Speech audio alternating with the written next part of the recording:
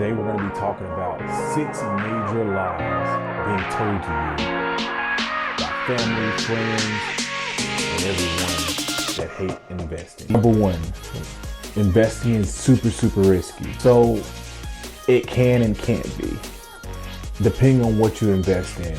You have companies that are called blue chip companies that have been around for hundreds of years. Those are the type of companies you want to stick with your investing when you're starting out, because you don't really know much about investing, and so you can't let that fear control what you do. When I say that, meaning if somebody tells you, hey, this investment is bad, but how do they know? Did they actually do investing? Don't take people's word, take everybody's word with a grain of salt, if you will. Do your own research, make your own decisions. That is the best way I have found. Even when I hear somebody online or I read in a book, it doesn't matter where I see it at. I'm gonna do my research, and then I'm gonna get all my info, and then I'm gonna make the best decision for me. So when it comes to investing, that's what you want to do. You usually want to not try to time the market. You want to try to find the best information possible and then make a decision. Lie number 2, I will lose all my money. The chances that it happens is very unlikely. We'll use, for example, 2022. We're now in 2023. We're freshly new into 2023. And the market hit a downturn in 2022. Things went down. I'll use, for example, myself. Did I lose money? Maybe, just a little bit. But is that money actually gone? No, it's not gone until you move it out that account. And until you sell off that stock, that money is not really went anywhere. So what happened is, I lost the stocks that I had lost value. But as that value went back up, my money never went anywhere. It went right back up with the value of that stock. So you never really lose money. The value of your money may go down, but it will go back up if you be patient. You can't let fear, again, the exact same thing I just said a second ago, you can't let fear dictate what you do. The same thing with your investments. You cannot let fear control you when you're doing your investments. Fear is the worst thing you can have as an investor. Number 3, it is way too complicated to invest. To be honest with you, I thought so too in the beginning. But the truth is actually really simple. Most of the times you just set it and forget it. Or like I like to say, automate it and forget it. So what I have done is I've taken some of the functional apps that I use on a regular basis, like Robinhood, Moo, Webull, and I kind of put it on an automated type of deal. They give you the options to make it really simple by simply, like, say for instance, I'll use $5 for example. If I wanted to invest $5 a week into one stock, I could do that. Say for instance, I invested in ExxonMobil, which is an oil stock, which is really good right now. Let's say I wanted to invest in that. I can set it for $5 a week. If I get paid weekly, I can set it for $5.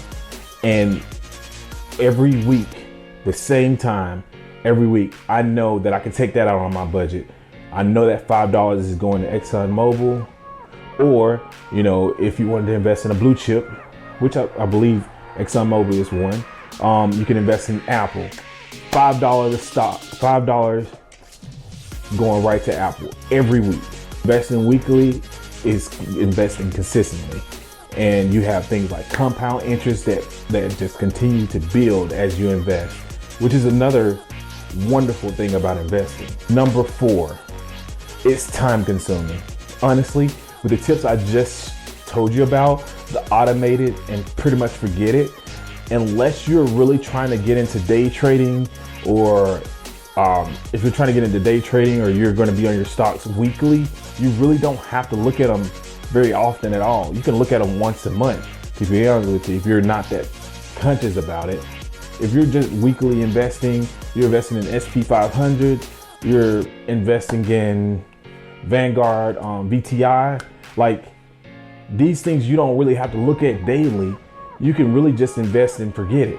Just let it invest. It's sort of like your 401k. If you have a job, a 9 to 5, you're working daily, they're inputting money into that account.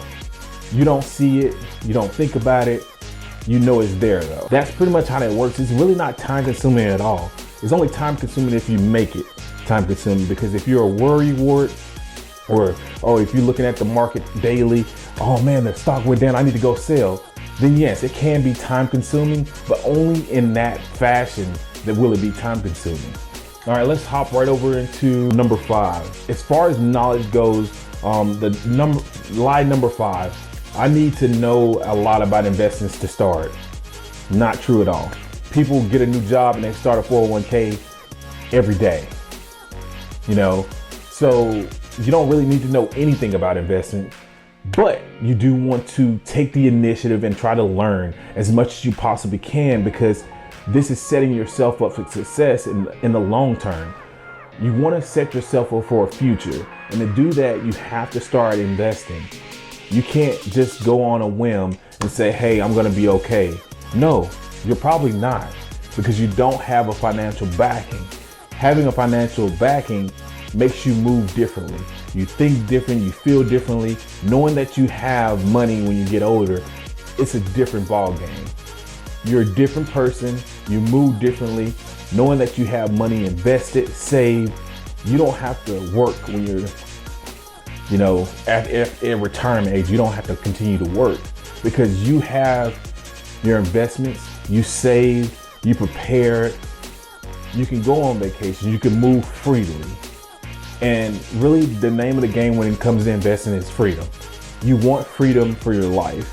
And to get there, you have to start investing somewhere. You have to invest in you, your pockets, and your family. So why not just start investing? There's nothing to it but to do it. Lie number 6. Oh my goodness. You need a lot of money to get started. Hey, I just used an analogy at the beginning of this, talking about $5. $5, man. Think about what you spend on $5 every day. If you take $5, you can start investing today. Like think about all the things you use $5 for. I mean, you could just take that one thing and decide that, hey, I'm just gonna put that towards my investment this time.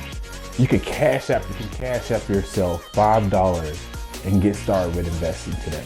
Hey, all I'm saying is, let's get started investing. One step at a time, one day at a time, $1 at a time, until you have a large lump sum that you start investing. It only takes $5 or $1. There's some apps that allow you to start with $1, and then you also get an additional, free stocks when you open up that account. I'm gonna put links down in the description of some of the apps that I use. They also give out those free stocks, so you can check those out, or you can find and do your own research. We talked about that as well. I just want to say thank you, like and subscribe. And for future reference, people, don't let lies stop you from doing things that can benefit your life. We've all done it. I've done it. Like and subscribe if this is the type of content that you like to hear. And if it's beneficial to you, comment down below. Thank you guys. Y'all have a wonderful and blessed day. Hit that like button, subscribe. Y'all have a blessed one.